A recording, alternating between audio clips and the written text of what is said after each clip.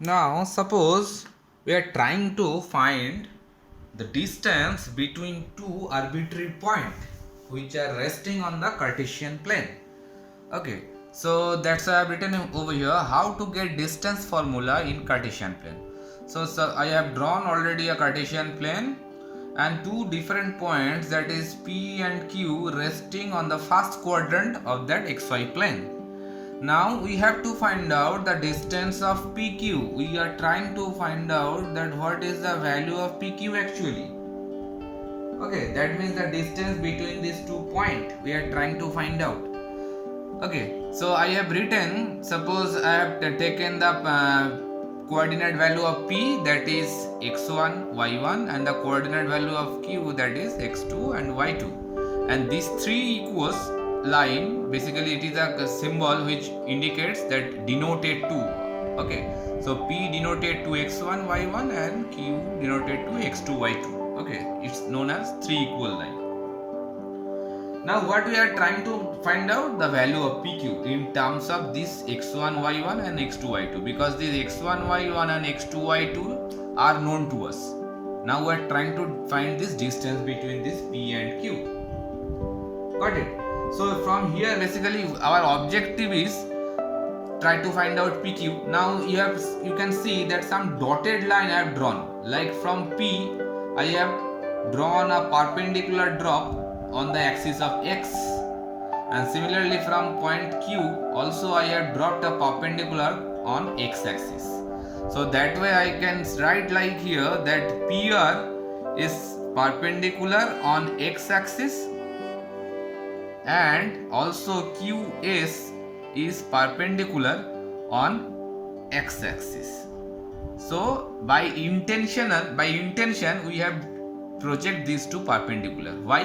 Because just to find out that PQ distance we are going to apply the Pythagoras theorem. That is the main objective.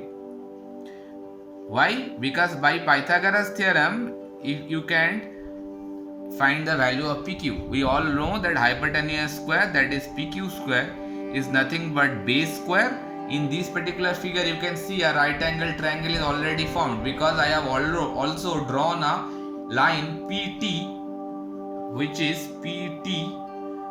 basically parallel to x axis. Okay, so these three modifications we have done intentionally just to find out this distance PQ. So from this particular figure, now you can apply the Pythagoras theorem. PQ square is nothing but the perpendicular square, that means the QT square, plus the base square, that is PT square. So from this formula, if you find out the value of QT and PT, then you can easily find out the value of PQ. That is the main objective to this particular problem. So here you can see from this particular figure that OR, suppose this origin point, preferably a standard, it is expressed by O notation. Most of the cases we write origin as by O notation. So from this figure I can say that OR is nothing but x1. Why? Because the P coordinate value is x1. So if you try to find reach to the point P, then first you have to travel here, then you have to move upward. So from origin to particular this point is nothing but this x1, isn't it? Similarly, I can write that OS, that means you have to travel like this way, then go to that way. So Q coordinate value is x2, so x2 should be there OS. Similarly, PR, it is the vertical distance you have to travel to reach point P, and the vertical distance to point P, that is nothing but y1. And similarly the point QS, it is the vertical distance to travel to reach to the point Q, and that is nothing but y2. These points are known to us. Now from there if you try to find out PT, because I had to put this value over there, PT. So what will be the value of PT? This one. PT means I can write like this, OS minus OR, isn't it? It's a simple logic. So OA is nothing but x2 and OR is nothing but x1. Similarly, you have to find out the value of QT. So QT, that means this distance. So I can write it over here, QS minus TS, and QS is nothing but Y2 and TS is nothing but PR. So PR is nothing but Y1. So that way I can write QT equals to Y2 minus Y1 and PT equals to X2 minus X1. Now project these values over to that equation. Now you have to continue with this Pythagoras theorem. You are trying to find out the value of PQ square. QT square means now Y2 minus Y1 square, and PT square is nothing but X2 minus X1 square. So if you just simplify these two terms, then it will come out something else, but I don't have to simplify it more. Just write it like this way, Y2 minus Y1 square plus X2 minus X1 square. You can write it like this way. Okay, or you can rather write this term first, this term second, it doesn't matter because it's the addition process. Okay, also you can write that equation by taking some minus common.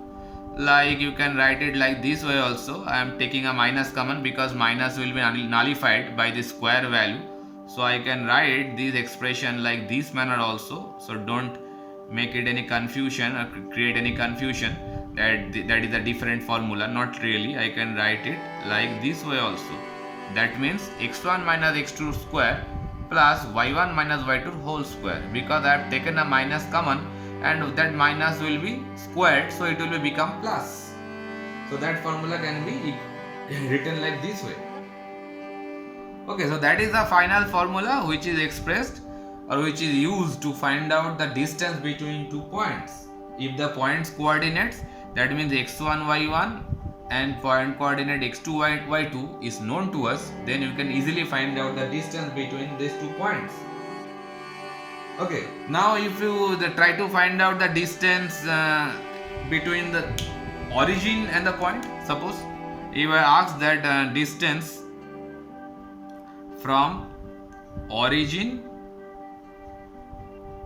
to, suppose the second point is known, suppose xy. So one point is resting at the origin, that means over here, and the second point is resting over here. Now you are trying to find out the distance, that means in this particular plane, suppose this distance you are trying to find out. So what will be the formula, what will be the modification in this formula then? Very easy, because one coordinate value will be 0 0 now. Suppose this O point is becoming 0.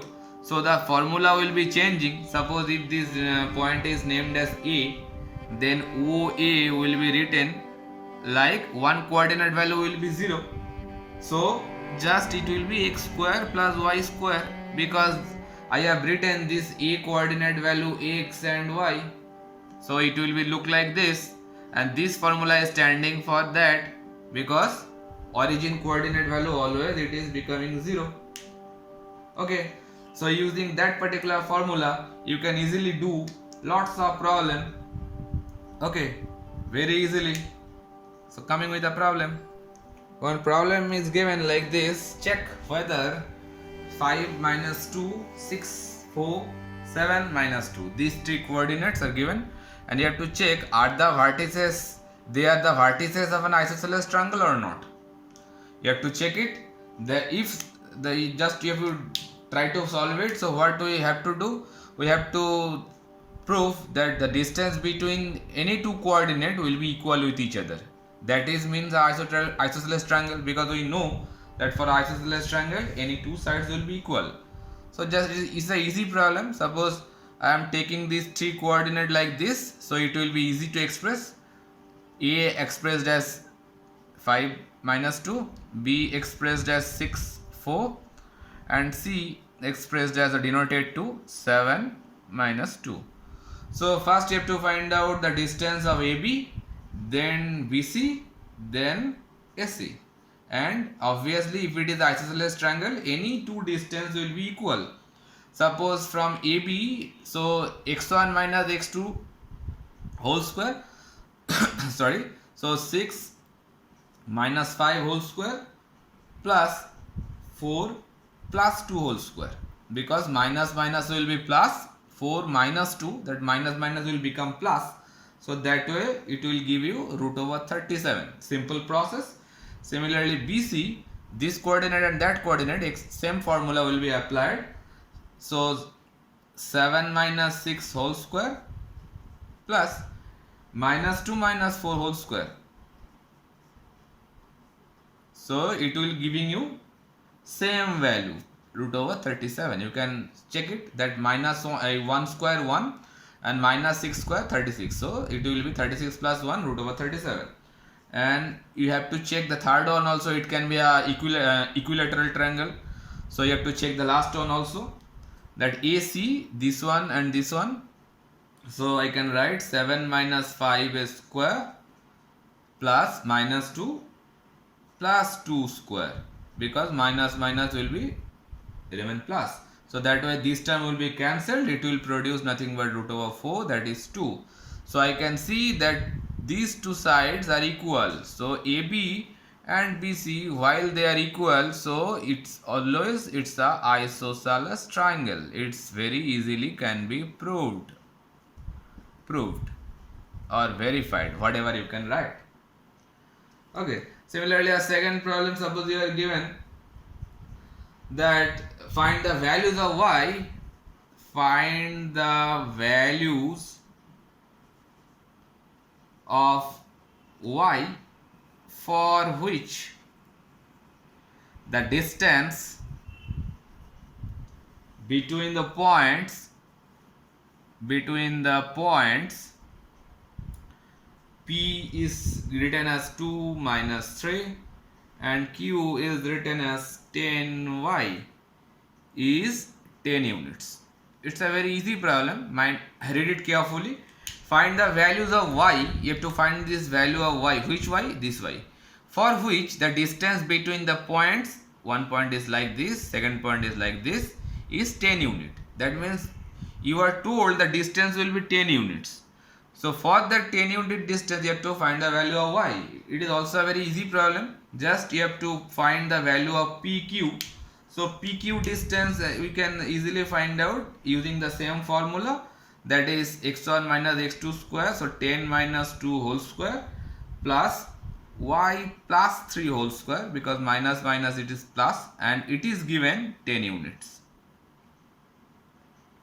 Now you have to solve this particular equation. This one is left hand side, this one is right hand side, just to find out the value of y. It's a very easy, that root over 10 minus 2 square, that means 8 square, that will give you 64, and keep it like this, y plus 3 whole square. Don't split it or don't simplify that a plus b whole square form. Okay, it will help you. So now if we make both sides squaring, that means suppose it is a equation, left hand side with right hand side. If you square both the sides like this one, you have to write one line there, squaring both the sides. Don't do like this. Okay, so after squaring it will be look like y plus 3 square equals to 100. Then you have to shift this 64 onto that side. So that way you are having y plus 3 whole square equals to nothing but 36. So that way you are having y plus 3 equals to plus minus 6. Mind it that plus minus sign should be reflected over there, because it is a square term. When it doing a square root, that plus minus should be reflected over there. So that way from there I can write that y is nothing but, when you are taking plus 6, that means plus 6 minus 3, one value is plus 3, because I am taking plus 6 minus 3, it will give him plus 3.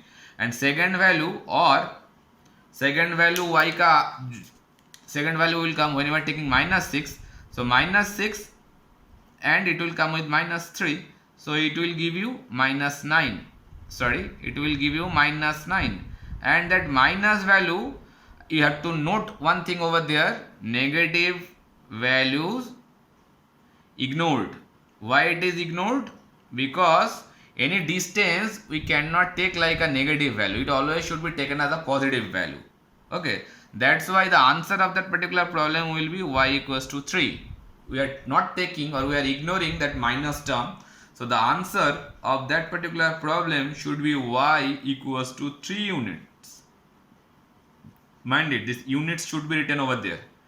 Which unit we don't know because it is not told in the problem particularly. So if it is given centimeter, you have to write it centimeter. Otherwise, you have to mention it 3 units. Okay. Okay, moving to the next part.